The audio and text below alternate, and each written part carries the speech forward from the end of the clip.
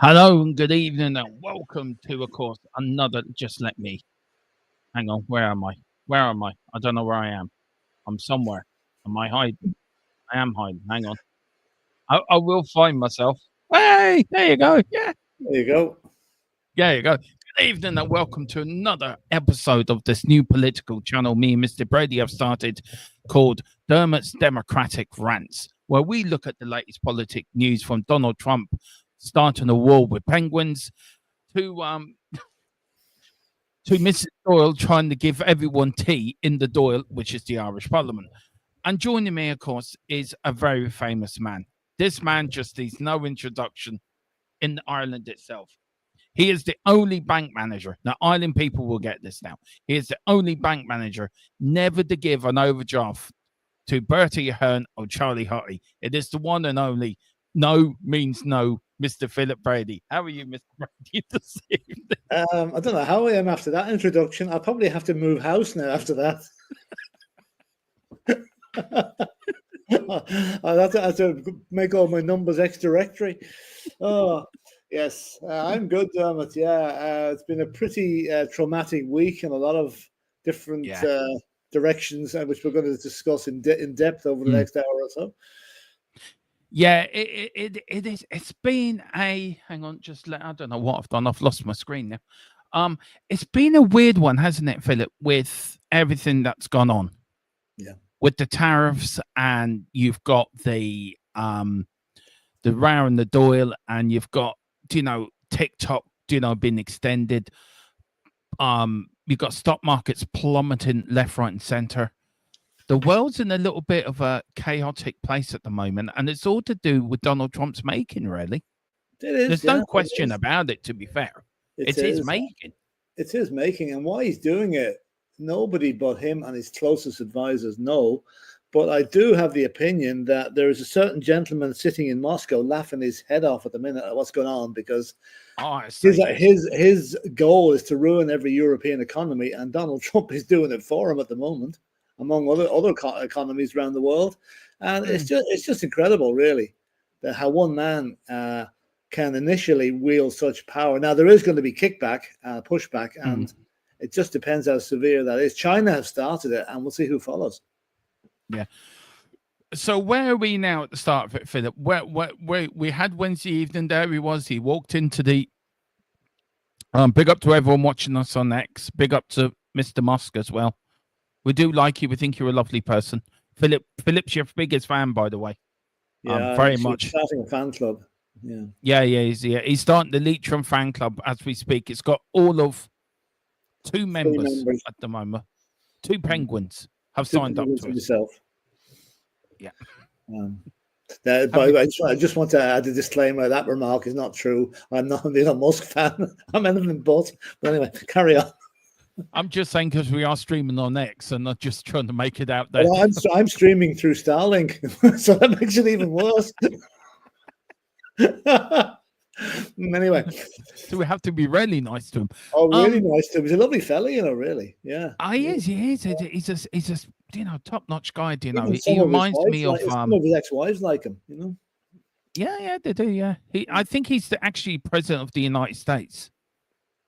More or less. I think he's running. 4-year-old child. I'm not quite sure which. Yeah. I think Michael Lowry is Taoiseach in secret, and I think Musk is the president in secret, with the 4-year-old son as his assistant president. Who says crime doesn't pay? I know. Mm-hmm. I know. There's you and me, Philip. We've lived an honest life, and where are we? Exactly. Stuck with pharmaceuticals, trying to get out of Ireland. Yeah. So look, where are we, Philip, at the moment? What's the latest now? The latest is today now. I'll give you the latest because I do have it here, guys, for you. The latest is it's not great reading, is it? To be fair, today now nearly 5% has been wiped off the FTSE 100 in London, a level not seen since before March 2020. That was just before the pandemic, Philip. Yeah, it's just when the pandemic was announced that started. Now, this bit threw me. about 3.8 trillion pounds has been wiped off global stock markets investments, and analysts say. So analysts estimate around nearly $5 trillion, which is 3.8 trillion pounds, has been wiped off the value of global stock markets since Donald Trump announced his tariffs on Wednesday evening. Philip, we'll bring this back up again. Let's talk about Wednesday evening. Let's go through it bit by bit. He comes out, flags all along the White House. He comes out with his big "Let's Make America Great Again." We wish, as Tottenham fans, you and me both, I wish we could make Spurs great again, but that ain't going to happen anytime soon. No. So there he comes, and he's got all the government, all his cabinet in front of him. Philip, he's got a few firefighters there. I suppose there were firefighters there, and then he comes out with a tariff boards for dummies. I mean, was it just because he forgot what he was going to tariff who? Or was he just was it like a kindergarten sort of teaching of what you would teach a 5-year-old to times tables? It was the most bizarre thing I've ever seen in my life. Like, I don't think he could remember the figures. That's why he had to have them on a board. And the fact that most of those figures were totally inaccurate. Like the one for the UK, I think, well, the EU was 39%. It's more like 5%.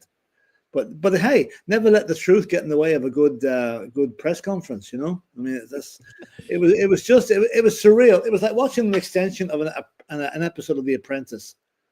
The guy still thinks he's on TV. I think all he wants is people adoring him and tell him what a great guy he is. And you tell Donald Trump what a great guy he is, and you'll get places. He's very vindictive sort of a guy, and this Wednesday evening was surreal. It really was surreal. But what's worrying, Dermot, those figures you put up there before, right? People might say, it's only the stock market, it's only the rich guys are losing money. But a lot of people don't realize is pension funds use the stock market to invest their money in various companies' shares. Yeah. And that means people's pension pots are now significantly lower than they were last Wednesday evening. Yeah. And people will soon begin to realize that. And then they begin to wonder, will they start to think, hang on a bit, what's this guy doing? He's affecting my life. He's affecting my retirement. Whereas I might have had 100 grand in my pot now, up to Wednesday. Now it's only worth 70 grand. What's going to happen? And I think there's a big demonstration coming in Washington tomorrow about things generally, not just the tariffs, but things generally in America.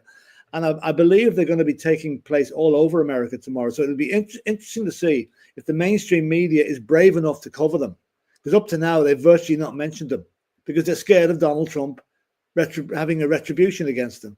So tomorrow is going to be very interesting. And the stock market thing is going to make it even more interesting. So where are we now, Philip, with it all now? China have now come back themselves. Yeah. Trump has said they're panicking. Maybe they have come back a bit too quickly. Who knows?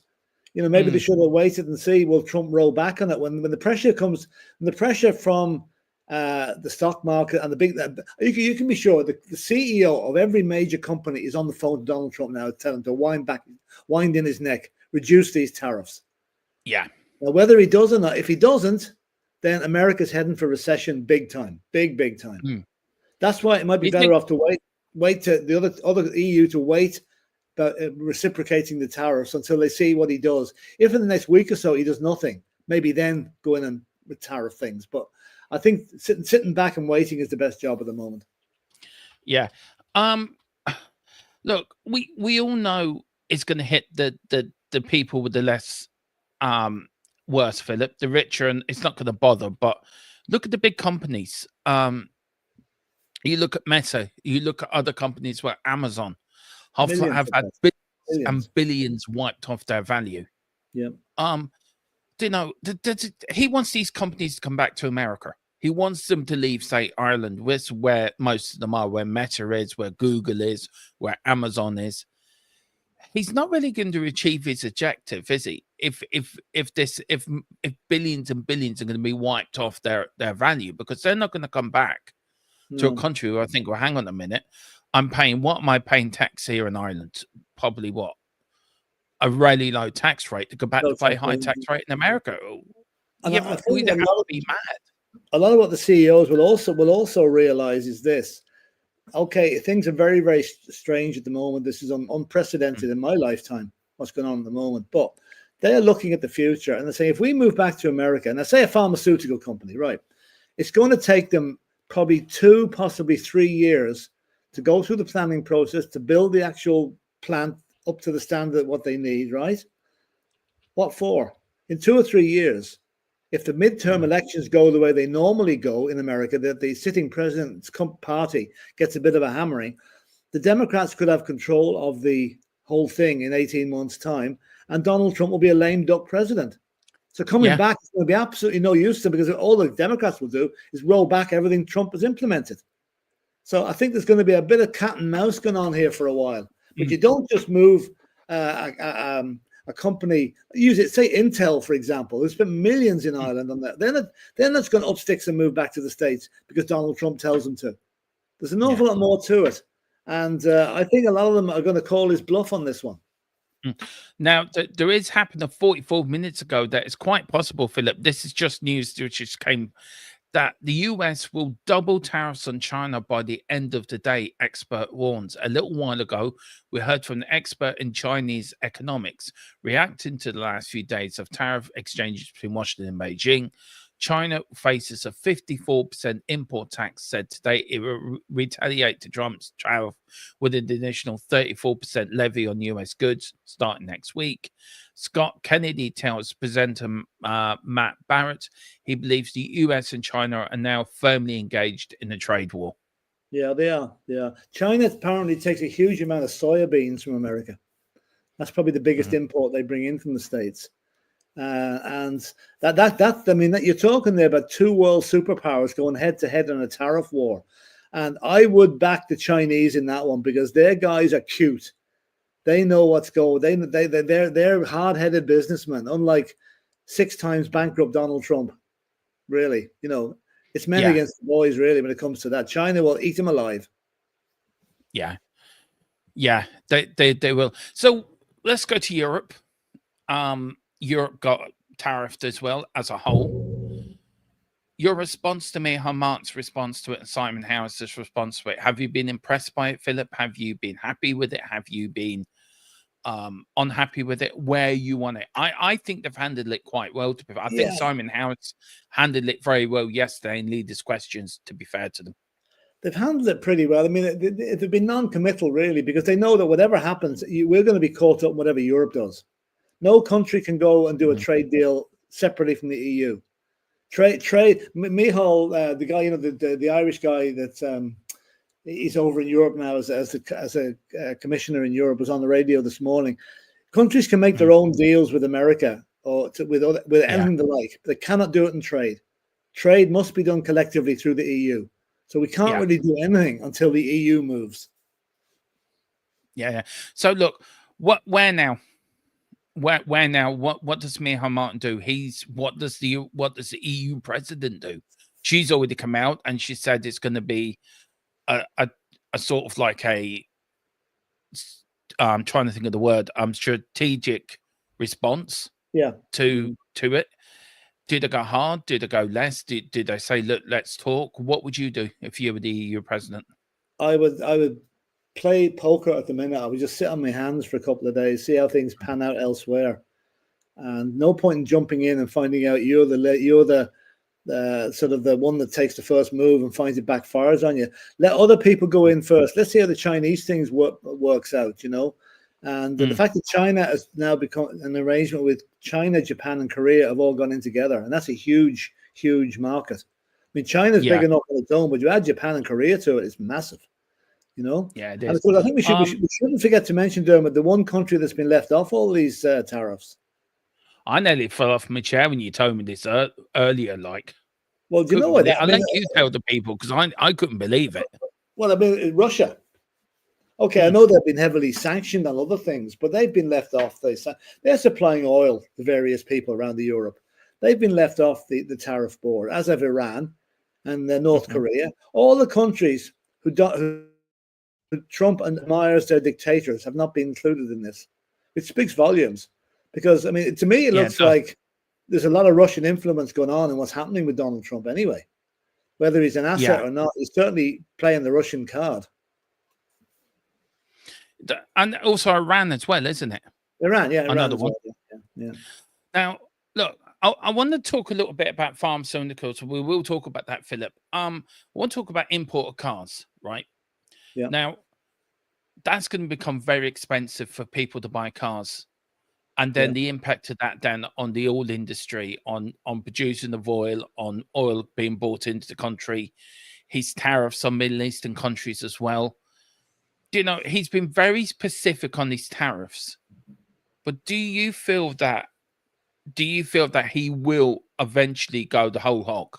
He will go everywhere because he's left pharmaceuticals off. He didn't tariff them. Yeah, but they're going to I be added think on he's later. They're tariffed. coming So I later. think he's tariffed oil. I think, hasn't he, or didn't he not? I can't remember. No, I'm not so sure now, but the pharmaceuticals will be brought up later on. They're not just on this round of tariffs. They will come, you know. But you were saying there about sorry, I lost my train of thought there.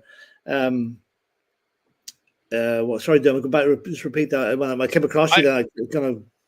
Yeah, I was look. You look at the import of cars into America. He's put tariffs on countries on car that Americans buy in to build their cars. Yeah. Now, you said to me earlier about Ford, but he said that Ford are building an extra factory, and the Ford have come out and said no. No, we're not. How much is this is truth? Just very quickly, it's very hard to believe anything he says, really. I mean, that speech on the Wednesday night, CNN spent half an hour fact checking what he said. Like, he keeps talking about figures that are completely off the wall, as if they're the truth. They're not the truth. And this thing about cars, okay, he's charging 25% on any imported cars, which is fair enough. There's enough cars made in America probably that will get over that end of it. But in May, he's talking about bringing in a 25% tariff on car parts. Now, it doesn't take a 5-year-old to work out that any car assembled in America does not use all American parts. They use parts coming in from China and all over the world, which means, in effect, by default, he's going to increase the price of cars anyway by bringing in the parts prices. You know, they can't absorb the prices. Europe is much better served that way, in so much as the likes of Kia and Toyota and Hyundai all have factories in the European Union, so we can bring in cars into Europe without any problem. They're manufactured in Europe. I know they're Korean cars or Japanese cars, but they're made in Europe. So that's it. And that's what Trump wants to do in America. But it's going to be difficult for him, especially with the likes of Ford turning down an offer to build up new factories. I just want to welcome, big up to Mary W. Big up Mary. Mary's lovely. We call her the queen of THFC till I die. She really is. She's a lovely lady. And very kind words. I put something in personally, and very kind words, Mary, what you said. So I really do appreciate it. And thank you for coming in. And getting what you think about this, Mary. I don't mean this to be nasty or crude, but you know, you and Philip have the experience of seeing the world through different eyes to how I see it through my eyes. You were young, different generations' eyes, and you've seen this before. You've seen worse times, I think, than I have grown up. Let me know what you think. Let me know. I want your opinion on this, and also if you're on Twitter, come over, put your opinions in the chat. Do you know, quiz me and Philip, but give me and Philip different opinions. If you think Donald Trump's doing this right, if you think he's right in what he's doing, give us a reason why. This is channels. It's as much for me and Philip to get off our chest what we think about the world politics. It's much for you to get in what you think, because nobody thinks alike. So do hit a like button, do hit the subscription button, and also get your thoughts in as well. Big up, Mary. Lovely to see you in. And she says he will probably change his mind next week. He probably will. Possibly will. Yeah. He'll probably get a Big Mac and a Coke and change his mind. Well, to give you an example of that, remember when Justin Trudeau was Prime Minister of Canada? He called him the governor of the 51st state. He was on the phone to Matt Carney, the new guy there last week, and now he's calling him President Carney or Prime Minister Carney, whatever it is. You know, so it's just he will change his mind over things, but that is the nature of the guy. That is his build-up. That is his mental state at the minute. As long as he's being complimented and told what a great guy he is, he's happy. And I better stop there. Yeah. So Philip, look, let's go over to China. We know that China have hit America, and we think a trade war is now between America and China, Yeah. completely. But there is another country near China called Taiwan, Yeah. which becomes very important. Now, I think it's like Ireland, the island of Ireland. We're divided, and like we want a united Ireland back. You and me both talked about this the other day, Philip, didn't we, on the phone? That you said 100 years before we see united. I think I'll see it in my lifetime. I really do. I think I will see united Ireland in my lifetime. I just got this feeling it's going to happen. But the USA will back Taiwan if China invades. If China invade Taiwan under a Donald Trump presidency, do you think he would go up against the biggest army in the world, or do you think he would let Taiwan have? If you look what's happening in Ukraine, if he's been rolled over by Putin, do you think he'd be rolled over by what's his name, President Chi. um Chi. Xi? Do you think he'd be rolled over by him too? Trump has said that he won't go to defend any NATO country that's attacked. Right. If I was a people of Taiwan, I would be very worried. He will not defend Taiwan against China. Not a hope. Not a hope. He sees what he's trying to get Ukraine to capitulate to Putin and Russia. And if Putin takes Ukraine, China will then take that as a green light to go in and take Taiwan, And that should be very, very worrying. They've been pressurizing Taiwan for years. They have medic or army maneuvers and navy maneuvers off the coast of Taiwan regularly to put the wind up the locals, and that will happen one day or the other. But I can't see America defending Taiwan, And just to be rather flippant about the tariffs that China have now imposed, 35%, and also the American tariffs on China, it's going to make MAGA hats very expensive to buy in America because they're all made in China. It will be, yeah.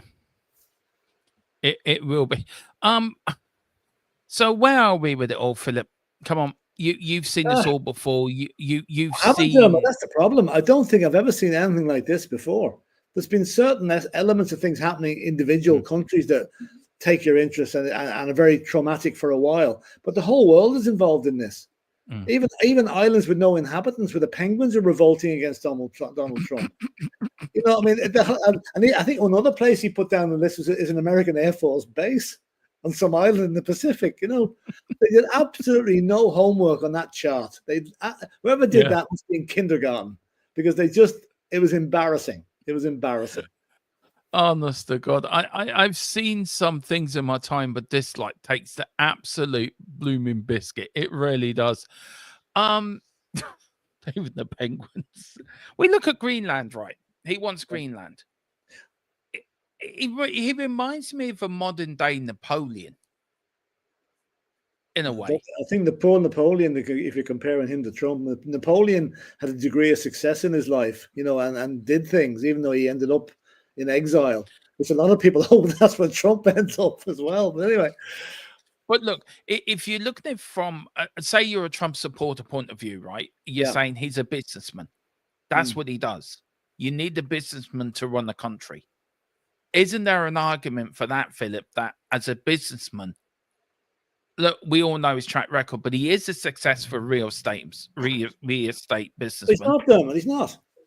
Yeah, I'm just hear me out, Philip. Hear me out. Just let me put this sort of not pretend, but let me put out this sort of, instead of us bashing him, I want to go down a different lane. Just bear with me. I know you're ready with the big hammer to smash it. What I'm saying to pieces. But people have said to me, he's a businessman. You'd rather have a businessman run a country than a politician.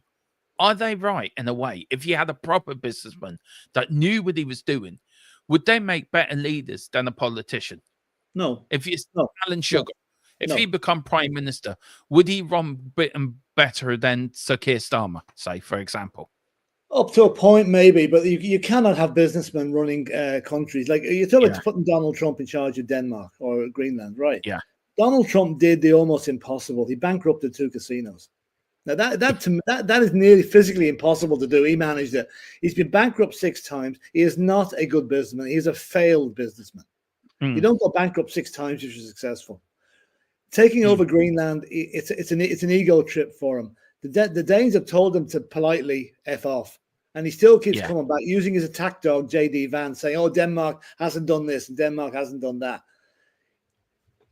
If he makes one move against Denmark or Greenland, Denmark, who own Greenland, are members of NATO, which means the NATO charter means they will be defended by NATO. So you could end up with a position where it would be NATO versus the USA over Donald Trump's ego trip of wanting to take over Greenland.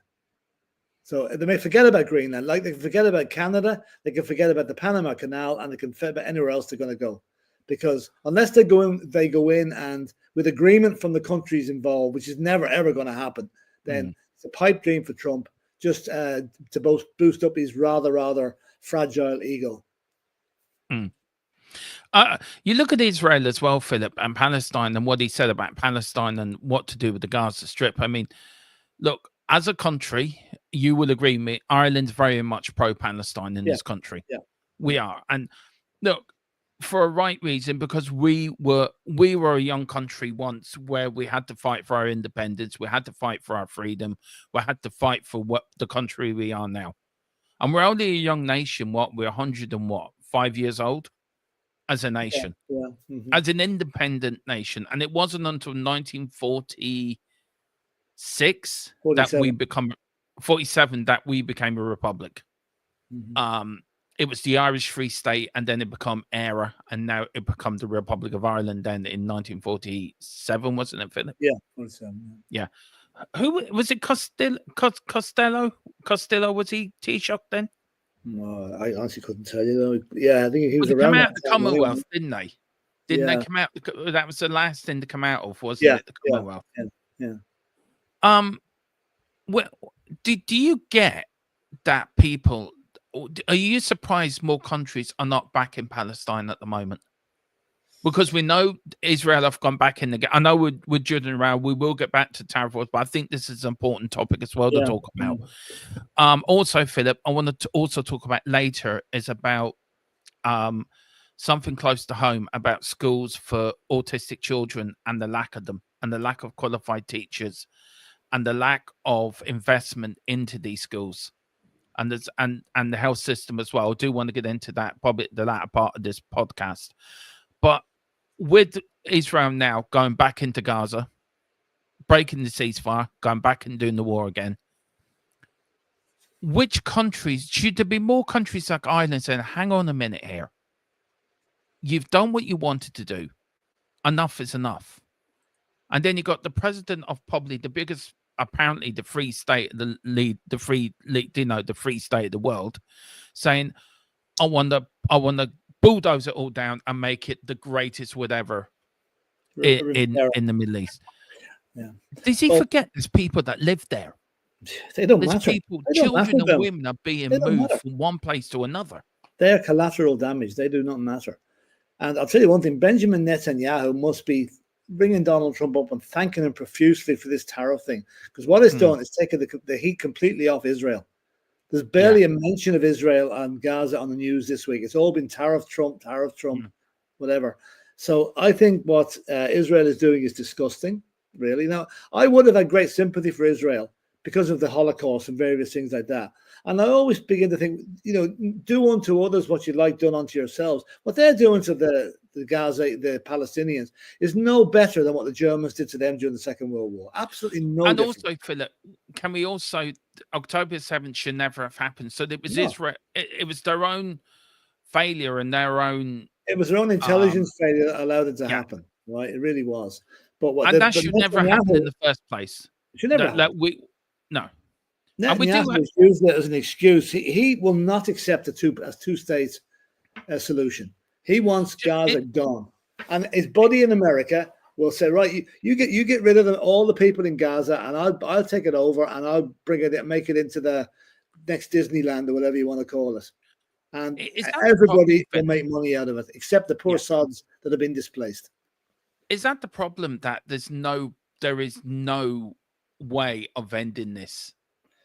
That there's no political willingness to end this? That to the a two-state is what has to happen, Philip. But is there no political willingness from either side? I mean, to be fair, Hamas is a terrorist group. It's a terrorist organization that has taken over a country that should not be, they should be condemned for what they're doing. Yeah, true.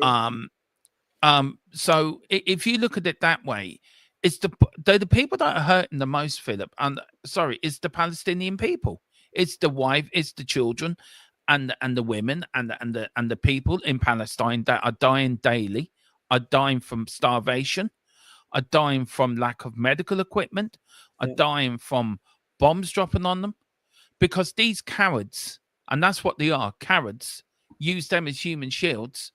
And it gives Israel the chance to say, okay, we're going to bomb here, here, and here. And these people are long gone. And who gets killed is the innocent people that are being murdered. Yeah. Well, the Hamas are infiltrating. They are staying in with people's houses. They are mixing among the population. And that's Israel's excuse. Sorry if we killed a couple of innocent people. We got 3 of the Hamas leaders at the same time. And that justifies it for us. But the poor sods, I mean, living in there, Israel's blocking aid getting in. They've stopped electricity and water in some places. Yeah. You know, it's genocide and no other better word. And Benjamin Netanyahu has arrest warrants against him for the International Criminal Court. The minute he steps on foot on any ground, any country that's signatures to the court, he should be lifted, thrown in jail, and tried for war crimes. But that's never going to happen. Never, ever going to happen. That's another question. Is the international court, what's it called, Philip? The criminal court for human rights, is it fit for purpose? Because it doesn't seem to be. Well, it's I mean, the last person, right? Can I just put this, Philip? Sorry, the last person I remember being tried in The Hague was what's his name? The fellow from Yugoslavia back in the 90s. Yeah, which was also named in a Seamus Moore song about vodka. That is true. That is so true. Yeah. I will send you the song later, Philip. Him and Boris Yeltsin, who we'll be getting on it later on, because I love Boris Yeltsin. I think he was for me growing up, he was comedy gold, just kept giving. He's the last person that I remember being found guilty in The Hague, and that took decades. Yeah. So but the time to get round to Netanyahu, he could be dead and gone.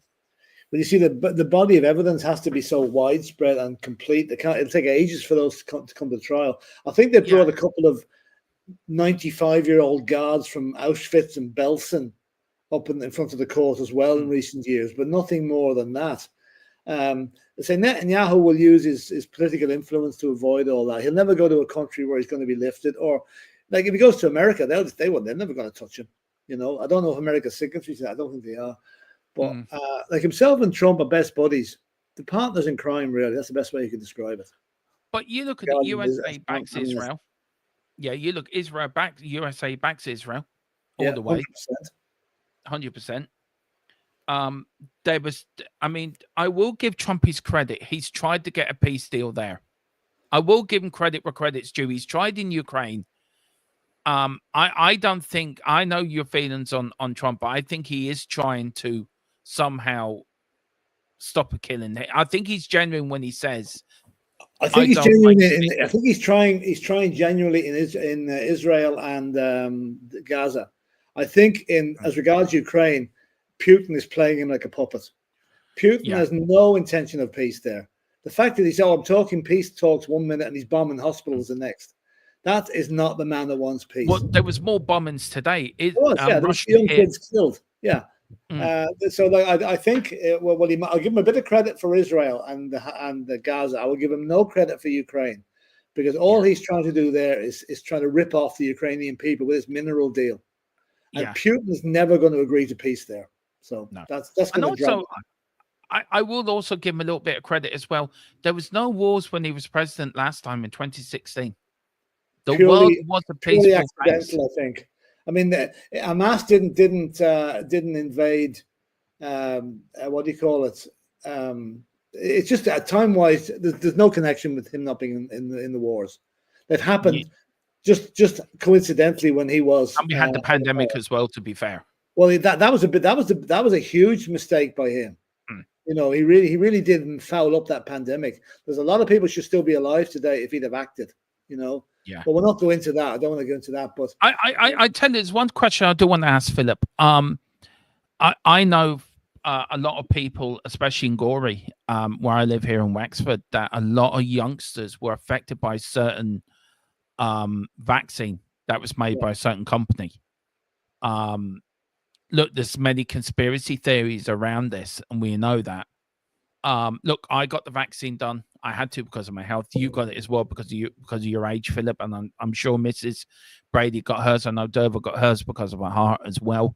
A lot of people, it did save a lot of people's lives, but I know there's a few people, and especially I know, and especially very close to my family, that one of them become very ill because of it, because of a certain brand. But that's unfortunate. But it can happen. Like, I suppose out of millions of doses that were given out worldwide, the percentage-wise of people that are negatively affected is very small. Now, it's very unfortunate, but it happens with any drug. Some people are going to have a reaction to it, and it's going to cause them problems. But the majority of the vaccines were safe. Yeah. Do you feel though the FDR, is it the FDR? It is the FDA. Yeah. Do you feel that they were pushed into making these vaccines too quickly, that there wasn't enough time to test them? There wasn't enough time to make sure they were 100% safe. It was a case of, right, you got 6 months to get this done. Yeah. Oh, it takes years. It takes years to properly road test a new drug. So they didn't have that. It was the case of, right, we produce a drug that might be 90% effective, right, and save 50 million lives, or we don't bother and let those 50 million people die. Now, if you look, they had to make a choice. I just want to go back to why I use that. I want to go back to time, governments-wise, where everything was a bit more simple, I suppose. You look at how Europe dealt with it. You look how the UK dealt with it, and Boris Johnson, how he dealt with it over in that country, and how Micheál Martin and Leo dealt with it here in Ireland. Yeah. And how the Americans dealt with it and how the world dealt with it. Do you feel Putin, and why I'm saying this, do you feel would that give Putin enough time to sort of, do you reckon that changed his mindset to why he wanted to invade Ukraine? Because again, there's loads of comparison, there's loads of theories out there about Ukraine. Some valid, some not valid. But do you feel that the pandemic shaped his mind into invading Ukraine, probably for the wrong reasons? Yeah, but very possibly. Because, I mean, let's face it, everything nearly shut down during that 18-month period. And that would have given them the opportunity. Like, we don't know how many, I'm sure the figures of people that died from COVID in Russia will never, ever be released, if the accurate figures anyway. And it gave Putin a load of time. Plus, the fact, we all know Putin wants to reform the Soviet Union. He wants it back pre-1989 times. And annexing Crimea in 2014 was the start of it. If he gets Ukraine, you can be sure Poland, Lithuania, Latvia, Belarus, they're next. That guy will not rest until the Soviet Union is almost back together again. And he can't do that. Well, Belarus is under a puppet regime anyway. It is, but it'll still be, they'll absorb it into Russia again. Yeah. So where are we now on it, Philip, with Ukraine and Russia? We know that Trump is getting very, very angry with Putin at the moment for not accepting the deal. Took him 2 years, but it took him whatever. You cannot trust Putin. Is a snake. You cannot trust him. Absolutely, he's completely untrustworthy. He's broken more agreements in his time than most people have hot dinners. Yeah. And for Trump to say he trusts Putin is naivety in the extreme. So how come the West welcomed him with open arms then when he became president then? Because they didn't know how bad he was at that stage. It's taken him 20 years to get where he is now.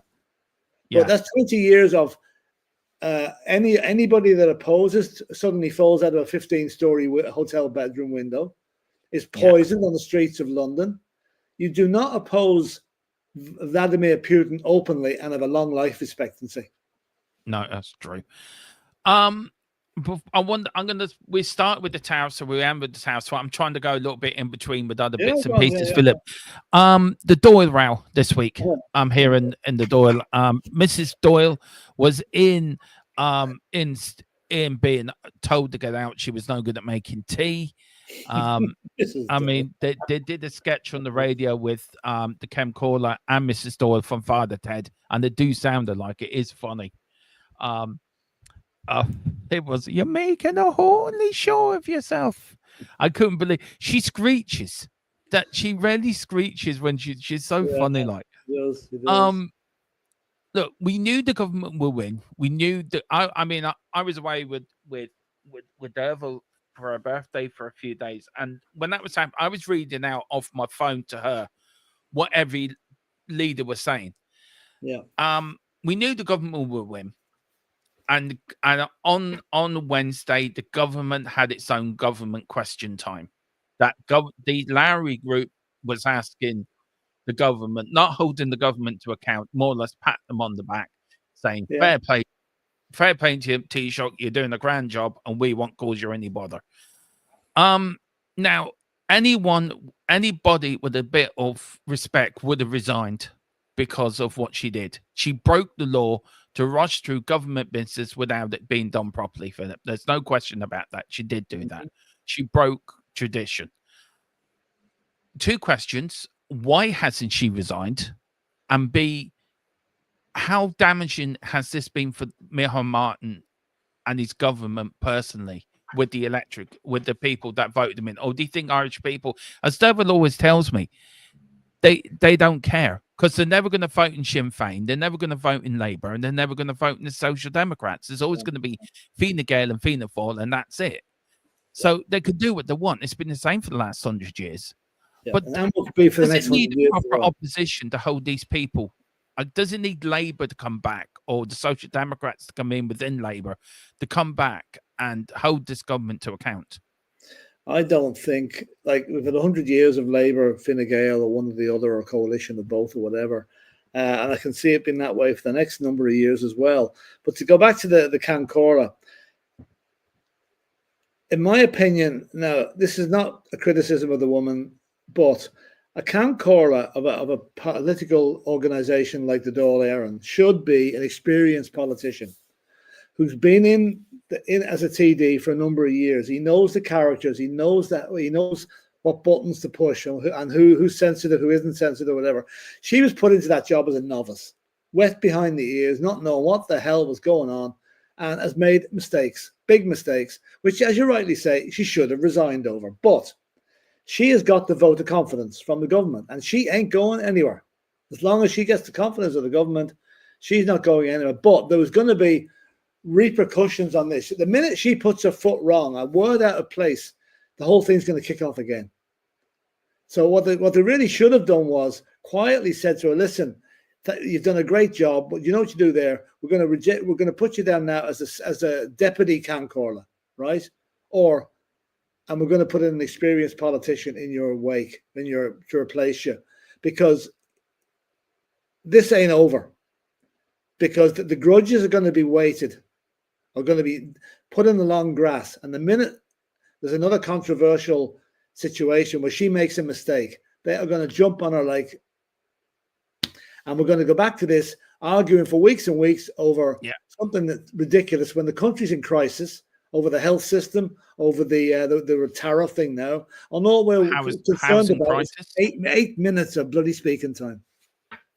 Which works out, Philip, 45 minutes over a Dáil term. Yeah, but Philip, it's still 45 minutes that the opposition can't hold the government to account. But as I said to you earlier, they can also put in written requests for questions. Yeah, no, they can. Yeah, they can do that. Okay, they're not showing up on TV to the 5 people that watch it every day, but they're there to be answered, and they're in the public record. So same thing. But I think time they got off and got back to the government, the business of running the country now, instead of trying to score political points off each other. Now, look, Philip, our health system's in crisis here at the moment. It really is. And look, we talked about it last week. I know, Mary, your wife worked in the health system for a long time. Derval worked in HSE on the different different under social care. So we know departments, we know hospitals, especially our local one, Wexford, which I famously give glowing reference every time I go down there. I mean, it's the most hopeless hospital in bloody in That's a Europe, I glowing think. reference. I wouldn't like to see a bad one. You look at Limerick as well. That hospital. The only decent hospitals we have are probably the ones in Dublin, Vincent's, James's, Connolly, um, and probably Waterford University Waterford Hospital as well. Is probably. I must put my finger up here and credit there's one hospital close to us here, which we found very, very good, is Roscommon Hospital. You've said that to me before. Yeah, All right. Roscommon Hospital now. Sligo Hospital is good. It has its problems, but Yeah. Roscommon is actually very good. Now, with you look at the Children's Hospital, which will never be finished. I mean that's the. I mean, I that's a whole show in itself. We've got a new health minister in at the Minister for Health in them, who I cannot stand. I can't stand her. I cannot. I really can't. Every time I see her in the telly, I turn it off. I just cannot stand her. I find her too arrogant. Well, she's jumped from the What should be frying pan on? into the fire. I mean, she was Justice Minister, now she's Health Minister. They're two of the most Yeah. difficult ministries you could have. What should be on number one on her agenda? Because we talked about it last week about operations done on children that didn't needed to be done. We do have a private sector here in Ireland. Do you feel the private sector here is overtaking the sort of the normal health system we have? Well, and what needs the health? Was the health system like this when you were young, Philip? When in your younger days? I mean, I don't mean that to be rude, by the way, but what was it like over the years that you've known it from when you can remember to now? Have you seen it generally get worse? Yeah, I mean, I don't think it was too like it was always, it's just probably a little bit antiquated for a lot of the time, Yeah.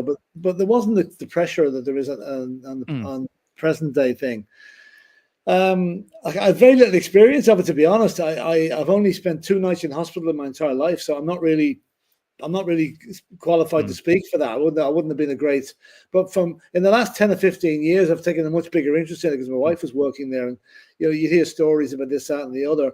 And I mean, the staff of the health board with the various hospitals and clinics, while there's always going to be one or two that let the side down, but most of them are working under hugely pressurized conditions. They're putting, especially in the A&E, like how anybody works in an A&E, especially on a Saturday night. I don't know how they do it. The pressure is unbelievable. But it's where are the resources being put? I mean, we talk about Children's Hospital is costing millions over budget. That's money that should have gone back into the health service to bolster up other areas that need funding. There are waiting lists, maybe of 5 or 6 years to get seen. By the time most people are waiting, get to the top of the waiting list, they've gone beyond the age bracket. They're probably not. They're over 18 and don't qualify for children's care anyway. You're going to have people dying waiting on the waiting list because their treatment cannot be got because they're so far down the list. It's a job that's absolutely impossible to fix. Unfortunately, it is, because there are so many strands to the health service, you cannot amend them all. So what they're trying to do is do a little bit of each. And that is only benefiting a very small percentage of the people that need help.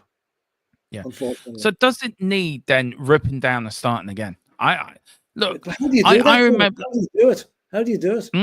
How do you do that? That's the problem. You don't know how you do it. You don't know how. I mean, it's like housing as well. Housing in this country is atrocious. How many people at the age of 40 or 30 going back home to live with their parents because they cannot afford rent or they cannot afford houses? A lot of families working 2 jobs, cannot afford rents, cannot afford houses. Absolutely. I mean, the government's been caught out lying about housing numbers, and they were caught out lying before the election, saying this was a certain amount of numbers we were going to project. Turned out it was a load of gobbledygook. Yeah. Well, do you know, I live in a small village, right? There's probably maybe 100 people living in the village. There are 4 houses lying idle here. 4 houses. That's the thing. There should be a law brought in that any house lying idle be requisitioned and turned into a home for a homeless couple, a homeless family. You know, So, uh, but where does the money come from, Philip? Where does the money come from? but to open up all you do is you come to an agreement with the owner of the house. You pay him a rent. You don't buy the house. You pay him a rent for it. Yeah, And but that's where what does they're the doing. money come? Look at the Ukrainian people. All the money that you're getting 600 or 800 euro a month for keeping Ukrainians in their house. You can do something similar for all the empty houses around the country. If you filled up all the empty houses in Ireland, you wouldn't have a housing problem. No, I don't mean I don't mean to sound racist. I don't mean this to sound anything. Genuinely, I don't. But isn't there the question, or isn't there the route at the moment that the Irish government should look after it, the Irish people? Yeah, Isn't that yeah. Well, I I, mean, I that's what you I think. Unfortunately, it isn't always that way. And is uh, that down to Europe though, Philip? Is that down to us being in Europe that Europe say you as a country have to fulfill so much criteria over possibly, yeah, possibly. helping? I'm not aware of that, but possibly is. I But do you mean, know we what I have been mean? very good to the Ukrainians. We have taken in a lot of Ukrainians. A lot of them are doing, they're contributing, they're working, they're this, that, and the other. There's always Mm, the bad eggs that come in and abuse the system, and you're always going to get those. But I just feel that we're leaving ourselves open for a lot of right wing propaganda and on protests against the number of immigrants coming into the country, and that can color people's thinking. You think well, they're all on the make and on the take. They're yeah. not. Most of them are I tell working you that away. I looked on YouTube the other night, Philip, and there was a thing called GB News, which I do not watch. I find them the most Oh, crappiest. that's totally right wing. Yeah, and there, I saw it was a thumbnail, and I know thumbnails are important when it comes to YouTube and how to get your show out there. Do you know it is important? And it says there something Irish people revolt in something to do in immigration row. Mm. Do you know? And I'm thinking,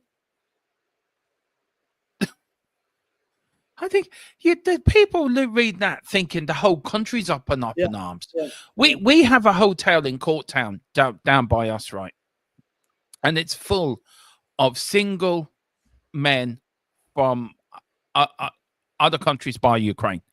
yeah. Right. Okay. And Courtown is a little village where people come down from Dublin, stay in their caravans. As it's near the sea, we're right near the sea, where you have the ice cream and you go for a walk in the seafront. You get your fish and chips, or there's a few pubs in Courtown. You go for a few pints. Do you know Yeah, yeah, yeah, yeah. it's do you know what I mean? People have stopped going there because these people in a hotel are scaring the people from the general public going down there because they're being either scouted or the guards are 9 times out of 10 always down there. There's always something on Facebook and like in Facebook, somebody knows. Did you see the guards down there again? Yeah. Now, Yeah. why are we, and that's a hotel that could be used for tourists. We're building a massive hotel in Courtown at the moment. There's got a massive one going up. But again, I don't mind helping people that genuinely need help, Philip. Like the Yeah. Ukrainians, I don't mind. But these people that are coming in and getting welfare, getting help, this is the bit. They're the ones that are taking the mick and making all the genuine people look bad. Yeah. I Now mean, you look at UK have the same problem. So does the EU have to get tight on its immigration? That hang on a minute, we have to be stronger here, or do you think the horse has bolted from the stable? There's nothing we can do now on immigration. It is what it is, and we just got to get on with it. I think the immigration policies are really left up to each country individually. I don't think there's Yeah, but I think what's happening here is you get a lot of these asylum seekers now. These wouldn't be Ukrainians. These would be coming from other countries like Africa that feel under yeah, pressure. yeah. They're the guys that I have concerns about because, as you rightly say, you put 50 single fellas in a hotel. Mm, There's an awful lot of testosterone there. And yeah, things are going to happen, unfortunately, yeah, and I can understand there's problems there, and yeah. possibly the government should do more to segregate Mm. those guys out, keep them in smaller numbers, so there can't be Um, any trouble. last thing on Irish politics, Philip. On schools. I know you help a school in your village. Yeah, Now there's a lot of problems in this country when it comes to SNAs who help children with autism and help teachers that are more trained to deal with autistic children and help them learn, because learning's important for everyone should have a decent education. Doesn't matter if you're non or are autistic or not autistic, you should be able to learn at any stage or any speed you do, but there isn't the trained teachers there, Philip, or the facilities. Do you think the government have failed? Do you feel I feel the government have failed children with autism in this country. I look in Wexford alone, Philip, and we only have one person. I forget the name of what you call them, psychiatrist for CAMS, but for young children with mental health and teenagers with mental health and autism in Wexford, in the whole of Wexford. I'll give you an example. I'm on the board of management. Yeah, go on. On the school here, and a couple of the meetings I've been at, we dealt with an application to the Education Authority to have a specially trained teacher dealing with children that are on the spectrum, right? Looking to get them for maybe 2 hours a day, just to have them in the school. They alternate between all them, maybe do 3 or 4 local schools a day, go from one school to the other. We were allocated a teacher for 2 hours a week. 2 hours a week. Now, what good is that? Pathetic. No, don't take this photo. It'd put your hair out, wouldn't you, Philip? I mean, I'm going bald anyway. Okay, we only have a school of 68 kids, right? It's not a massive school, but there are at least 3 or 4 children in that school who need that special extra tuition, and they're not getting it. And it's not good enough. It really is not good enough. The headmistress is pulling her hair out. I say she is. She has to fill in a form which is equivalent to reading War and Peace before they'll even consider the application. It's that thick, the application form. Do you feel the government are letting the children down, Philip, with autism? And I mean, you look at CAMS, right? And you look, there's only one psychiatrist in the whole of Wexford County. And Wexford County is a big county. And you have to pay private to go and get your diagnosis, to go and 600, 700, 800 euro to get your child diagnosed. Yeah. And then you don't get the help then from the schools because they don't help you. Yeah. And then you have to, the government come out. It's not the school's fault. Every school in the country is trying to get the help. It's the Department of Education that is not allowing it. That's the question I'm asking. Vetoing it or saying, we don't have the resources to it. The resources should be made available because those kids are our future and they deserve better. So really the government's letting these children down. They're letting the next generation down. Yeah. They aren't.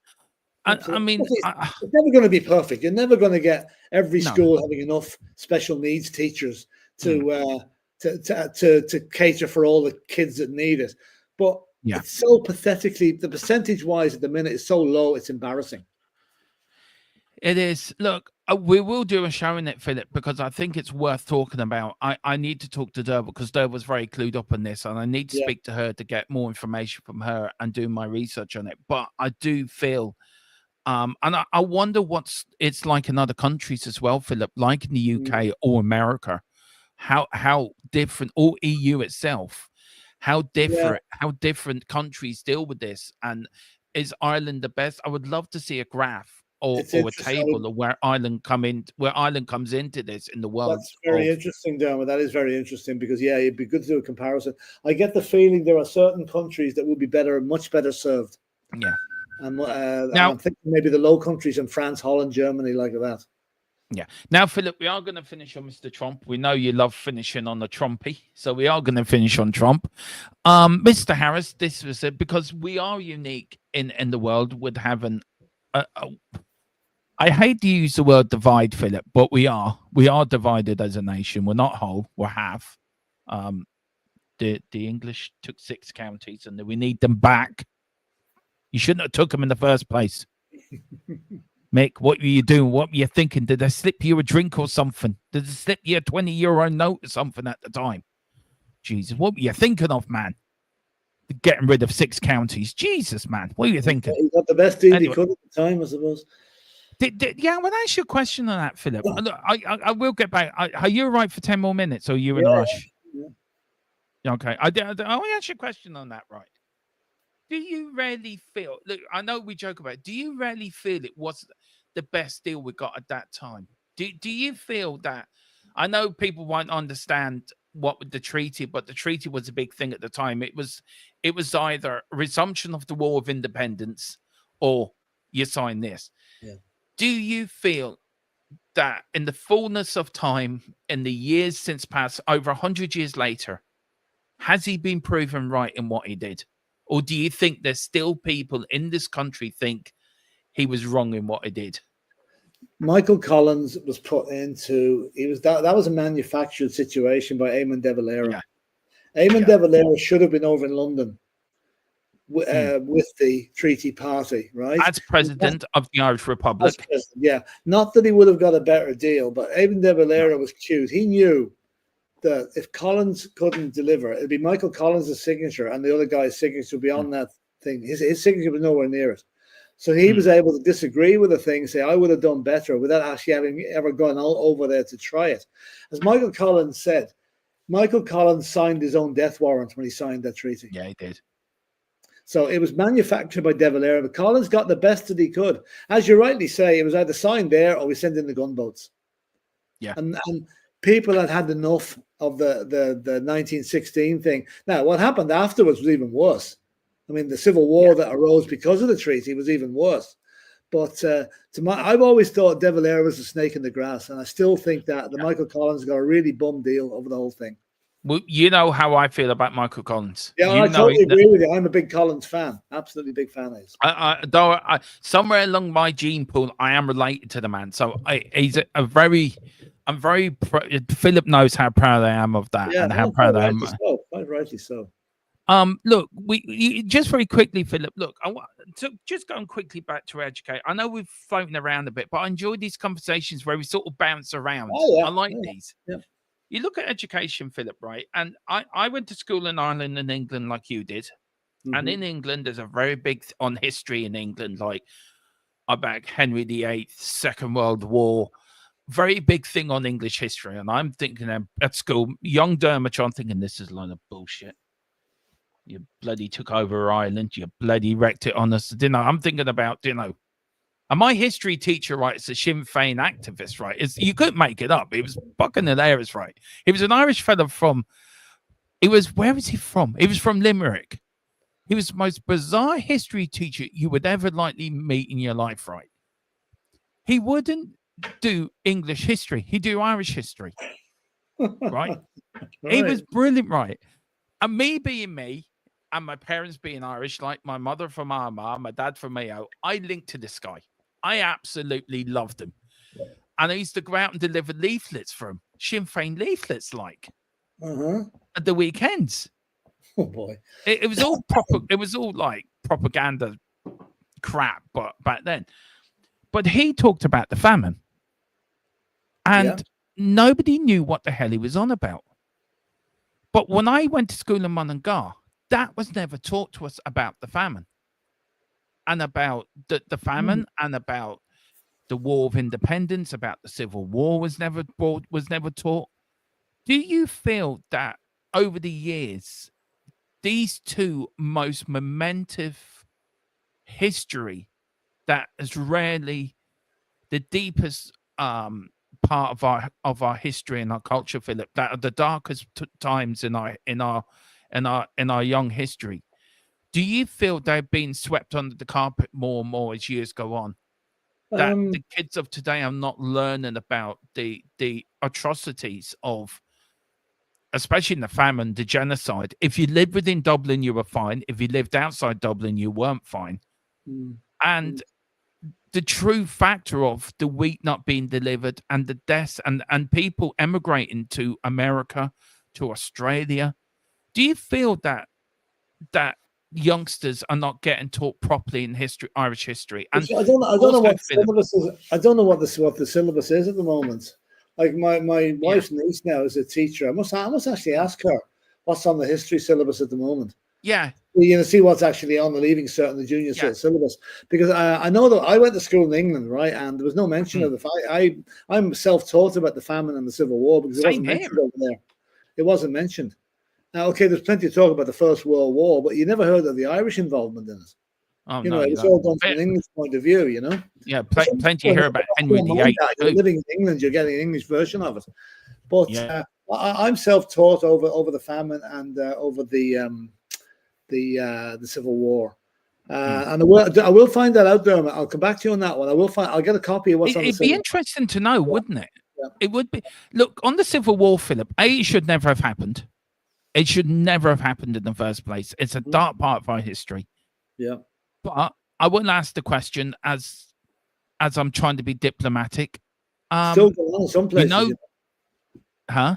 It's still going on in some places. There are still families, that will talk about it.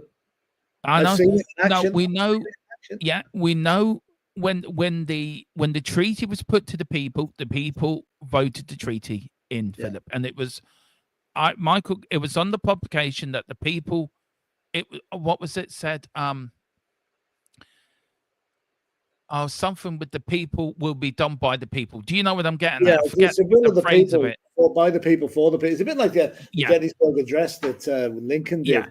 But like they voted for the treaty, but a lot of the country did not accept the result, and that helps. We had a very nasty civil war where his family was split down the middle. Half of them brother against brother, treaty, and some anti-treaty. Yeah.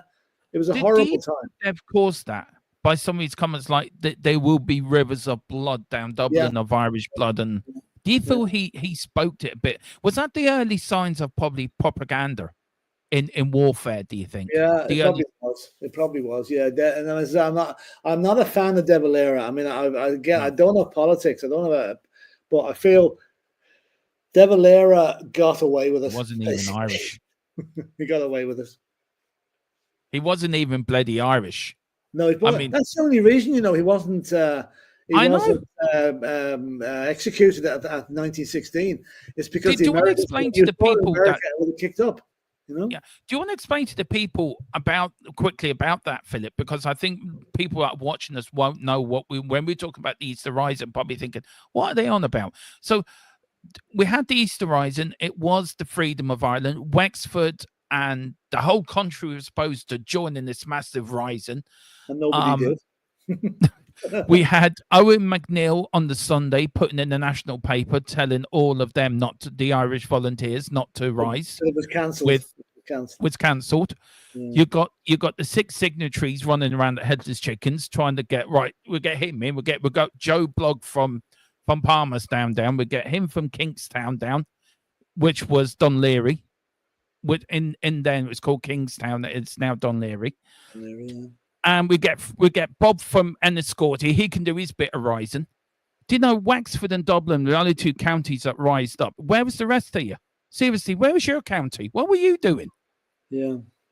How come you never rose? The reaction of the Dublin population to the Easter Rising was when they actually surrendered in the GPO.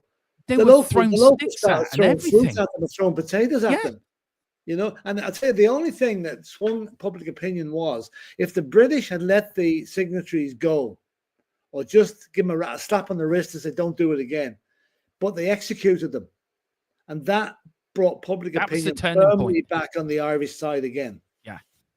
And then if you look then, before that, Philip, the GAA was being brought back up again. You had the Irish language, being brought up there. You had theatres of Irish history, of Irish musicals. Do you know what I mean? Of the past, and Irish historic of the past coming back again. And Mick Collins was in a prison in Wales. He's looking at this and he's thinking, hang on a minute here. It's a bit like the fella at the Italian Job. At the end of the Italian Job, if anyone's watched the Italian Job, if you haven't, spoilers. They got the coach on the edge, haven't they? Yeah. Do you remember that? And they got the goal there, and you got Michael Caine says, "Hang on, lads, I've got a plan." That was Mick Collins in Wales, thinking, "Hang on, lads, I've got a plan." And he started probably the first he reorganized the IRA. He started the IRA, if I'm rightly saying. He was the first guerrilla. Yeah. He organized guerrilla warfare. But he'd done it with spies as well. He was the first man to use spy, and he had spies within Dublin Castle. Dublin Castle is a beautiful castle, by the way. But that was the main of the spies, wasn't it, in Dublin? Yeah. Right. He infiltrated the castle, had a network of spies.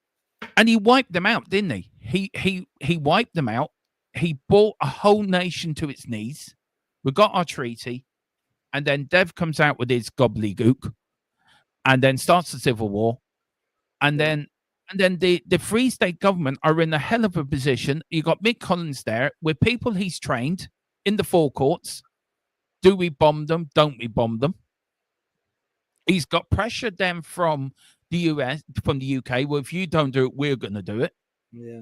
Is that the first time, do you think, Philip, an Irish sort of Mick Collins was the leader of the Free State government at the time? He was. Do you think that was the first time that Ireland, as a democratic country as we know now, had its first sort of democratic role? Do you know, we had to act like we could run our own country?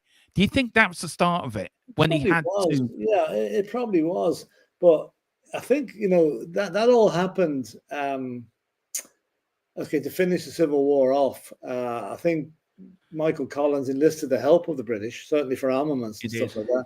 But I think the funniest thing I've ever heard, I've told you this before, Dermot, was when the handover actually came for Britain, right? In the grounds of Dublin Castle in 1923, I think it was. It was due to happen at 1:00, right? Yeah. 1:45, Michael Collins rolls up in the limousine, and the Viceroy of Britain, who's there with his funny hat with the peacock feathers and everything, all gaiety and everything, says, "Mr. Collins, you're late." And your man says, "Well," he says, "seeing as you kept us waiting for 700 years to have this day, I think 45 minutes is quite a short time." But in the film they change it, don't they? In the film they say in the film they say you're 7 minutes late. Well, you kept us waiting for 700. You can have your 7. And then he says to him, Liam Neeson says to your man, he says, "Do I now get to wear that hat?" He says. Yeah. Yeah. Anyone that hasn't seen that film, Michael Collins, it's not strictly accurate historically all the way, but the gist of it is perfectly true. And it's a brilliant film. It's a brilliant film. Going into the police station, reading the files is true. That happened. Yeah, that's true. Oh, yeah. And also the fella that he enlists actually didn't die in real life. No, he ended up becoming the first Garda commissioner. He did, yeah. Yeah, police commissioner. But that was true. He did help Michael Collins during the War of Independence. He did. I tell you another another good. True that Michael Collins wiped out what they called the Cairo Gang. The day of Bloody Sunday. Remember they went around killing all the special agents? Yeah. The army retaliated by going to Crow Park and shooting some of the players. That true. Actually happened as well. Yeah. That, and also there's another good one on YouTube where Brendan Gleeson acts as Michael Collins, called The Treaty. Oh yeah, that's right. Now I think Brendan Gleeson gets Michael Collins spot on. Better than Liam Neeson, and that's Liam Neeson did a damn good job. But you look at that film, that had Stephen Ray in it. It had Julia Roberts in it. It had the man that played in Harry Potter. He died recently. What was his name? Alan Rickman. Yeah. It had it was directed by, who directed Michael Collins? Neil Jordan. Neil Jordan, who done interview with he directed an interview with and his film after the film he made after Michael Collins was The Butcher Boy. Yeah, which I have fond memories of because I was involved in the making of that. Yeah, I was actually head of the Chamber of Commerce in the town it was made in, so a lot of liaising with the crew and Neil Jordan and all that, So that was fantastic couple of months. That it really was. And what's the other film with your man in the Peaky Blinders? What's his name? The Wind That Shakes the Barley. Yeah, that is a brilliant film. Yeah, that's the Civil War. That's about the Civil War, by the way. Yeah. And if anybody wants an insight into the famine in Ireland, to go back a bit further, there's a film called Black 47. You should look at that. That's really a brilliant film. Yeah, it really is. Look, look. We are going to talk more of these podcasts go on. We're going to talk about Gubu next week. That's going to be hilariously funny. I mean, Gubu for me. I mean, we're gonna look. I know we talk about tariff. I think it's all kind of depressing, Philip, and that's why I've tried to keep it a bit more on a bit lightweight. Yeah. thing. Right. Let's build. Let's end the show on the podcast, Philip, and build up the Gubu. So let's build it up. Right. Let's get people whetting their appetites right now. Ireland then Dev's in power for a while, and then Sean Lamass comes in, who was part of the Easter Rising, wasn't he? He was part of the War of Independence as well, Sean Lamass. Yeah. Now he gets married and has a daughter, and the daughter then gets married to a certain gentleman called Charles J. Haughey. Right? Now his name's going to be mentioned a few times next week. Him and Gerald Fitzgerald, who I think Gerald Fitzgerald was a better politician than Haughey, but Haughey was a man of the people. Now, yes, he didn't become Taoiseach straight away. He worked his way through government, become Minister of Finance. He was Minister of Health, and he brought in the free. If I'm right, he brought in the free bus pass as well, didn't he, for the elderly? Yes, he did. Travel. Yeah, he did. Yeah. And also, what else did he bring in? Charvet shirts. He bought plenty. Now, what did he bring back in the 60s? He bought some. He bought two things in that I think could be. It's down to him. Free travel for the elderly, and I think what the other one was now. Was it something to do with? Maybe that was something to do with it. Yeah, maybe. But anyway, then he became Minister of Finance. Mm-hmm. This is where it gets interesting, guys. Believe me. We're building. We're building. Now, at that time, there was a bit of gun running going on. Just a bit. Just a bit. Not a lot. A lot of Smarties being. Not serious. A lot. Well, it wasn't guns. It was bananas and Smarties and apples and fruit being run across the border. Cheaper. It was cheaper to sell them in Northern Ireland than it was over here. Now he apparently, may I just say this? Apparently, there is a book on it. Bought some guns in. Mr. Brady, I wasn't born then, so would you like to take over? Yeah, and, actually, there was him. Hang on, no, just finish. There was him. There was Harry Boland, Neil Blaney. Yeah, Neil Blaney. Four of them, wasn't there? What happened was there was Captain James Kelly, Neil Blaney, Charlie Haughey, and a Belgian businessman called Albert Lux. They were all found not guilty of conspiracy when they were brought to trial over it, right? Blaney claimed the government knew about the plan, while Haughey denied it. But what happened was, it was after 1969, the civil rights movement in the North was getting an awful hammering from the Protestants up there, yeah, and they were getting it. Families were being, homes were being burnt down. They were being forced to cross the border and whatever. So the Dublin government organised a cabinet subcommittee to organise emergency assistance, and Neil Blaney was one of the people selected, as was Charlie Haughey. Then what they did was they organised 100 grand that was set aside to provide relief for the families. Okay, it appears that this money was used to buy guns. Allegedly. And we'll leave it at that. The rest of it is one hell of a story. I think we should move on. But eventually, they were tried for it, but they're all found not guilty. But it left an awful lot of bad blood, especially between Charlie Haughey and Jack Lynch, which kind of simmered over the years, you know.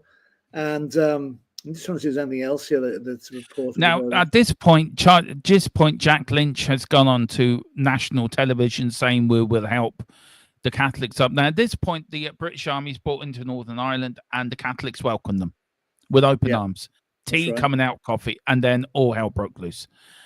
Now, Jack Lynch, at that point, all the Catholics think the Irish Army are coming over the border and helping, which they didn't. They set up fields, didn't they? Sort of hospital fields. A lot of discontent here in Ireland. I think the British Embassy got burnt out, I think, as well. At that point as well. And Jack Lynch is a wounded leader at that point. Yeah. So, but you know, the trial started in May 1970. Yeah. Blaney was acquitted in July, but the rest of them were not cleared until October. It took 5 months for the trial. It was a massively Jesus. long trial. And again, it was like the Civil War. It was like one half of the country was on their side, the other half was against them, you know. But they reckon that Charlie Haughey committed perjury during the trial. Yeah. Which was never proven. Never proved. Never proved. Never proved. Then a leadership battle comes up. Jack Lynch says it's time to resign for a younger man. Or that was Lamas, but Jack Lynch resigned as well. And then there's a fight between Charlie Haughey and who was the other fella? His arch nemesis. Well, Des O'Malley came along at that stage. Jack Lynch. No. It actually split Fianna Fáil down the middle. It really did. It did. I forget who the other fella was. He become his Taoiseach, and there was always, if you ever watched the program, The Rise and Fall of Charlie Haughey, it's a very good 3-part series. You will find it on YouTube. But yeah, he then become Taoiseach, and then all the fun and games begin.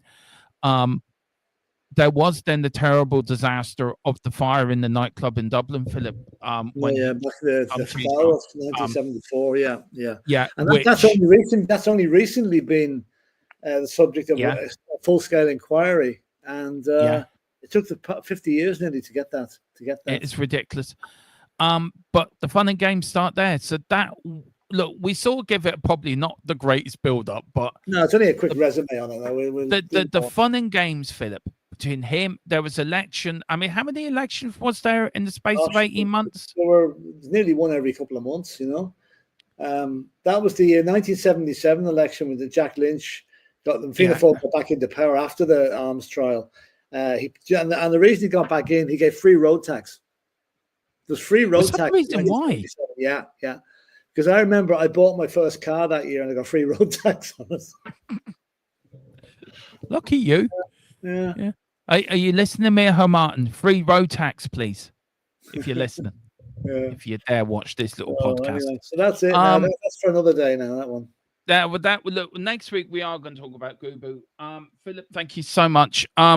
Look, very quickly, where are we going next week, do you think? Any big surprise you see coming up on the horizon? I'll tell you, the thing is so fluid at the minute, you wouldn't know what's going to happen over the next few days, really. I see Simon Harris is off to America during the start of the week to have a talk with Rudnick, the American Trade Secretary, to try and stave off the tariff thing. So let's see how that goes. Well, I can give you the very latest on the tariffs. Wall Street trading closes is now shut as major markets suffer worst weeks in 5 years.